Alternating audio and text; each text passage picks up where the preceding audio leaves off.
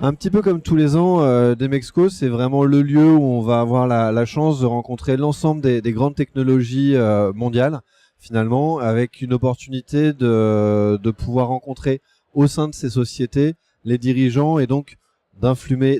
à notre petit niveau sur les roadmaps éventuels qu'ils peuvent avoir, partager avec eux les besoins qu'on pourrait avoir sur les produits ou les problématiques tout simplement sur des points beaucoup plus opérationnels qui pourraient être bloquants pour essayer de les résoudre.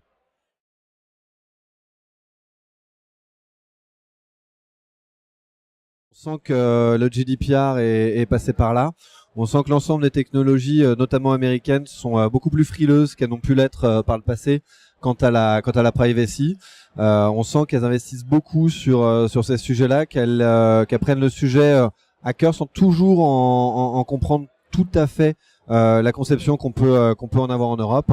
Donc ça, c'est vraiment le premier point. Et le deuxième point qui me paraît commencer à frémir, c'est celui de la localisation et de la géolocalisation, toujours dans un contexte de GDPR, où notamment sur les applications avec les SDK, on a une appréhension beaucoup plus forte et des éditeurs et des technos quant à l'utilisation de ces données pourtant essentielles à la bonne performance des campagnes.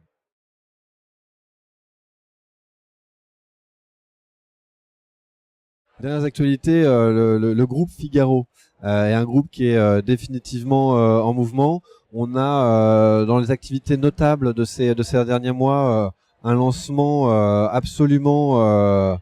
canon de 14 Haussmann, notre entité de brand publishing et de production de contenu, qui a vocation à mettre à disposition de nos clients des compétences de planning strat, de data analyse au service de la production de contenu, mais d'une production de contenu intelligente et efficace. Et on a d'un point de vue plus éditorial le lancement de MAD, qui est vraiment notre nouveau pure player sur les réseaux sociaux pour tout ce qui est acteur de la mode et de la féminité.